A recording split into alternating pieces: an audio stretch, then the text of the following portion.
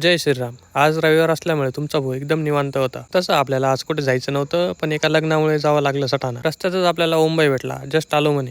लग्नाच्या ठिकाणी पोहोचतात वादळ आलं. म्हटलं माझ्या एंट्रीमुळे एवढं मोठं वादळ. ते जाऊ द्या, तुमच्या भावाचं लग्न झालं तर इथेच करू आपण. लग्नाला अजून वेळ होता, म्हटलं गावातून जाऊन येऊ. स्क्रीन गार्ड टाकून घेतलं मोबाईलला. मोबाईल तर सेफ झाला होता, आता डोळे सेफ करून घेऊ म्हटलं. चष्मा घेऊन आपण आलो होतो लग्नाच्या ठिकाणी.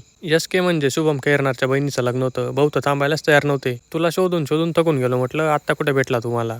दुपारी मुंबई आला, म्हणे नदीत जायचंय. म्हटलं चलो. एवढं ऊन बघून तुम्हाला एकच गोष्ट सांगायची होती. नमस्कार. तुम्हाला उन्हातान्हाच्या हार्दिक शुभेच्छा. आपला दिवस सावलीत जाओ. ओमला म्हटलं रोड बरोबर माहिती आहे का तुला? हा म्हणे माहिती. नदीत तर पोचून गेलो होतो, पण ज्या ठिकाणी आपल्याला पोचायचं होतं तिथं पोचलोच नव्हतो. ओम काही न बोलता डायरेक्ट गाडीवर बसला. म्हटलं मला बी होते. गाडीवर नाही जायचं म्हणे, पायी पायी जायचंय. म्हटलं तुला रस्ता माहित होता ना. फायनली तुमचा भाऊ पोचला होता नदीत, उन्हातान्हाच्या अवकाळ्या करत.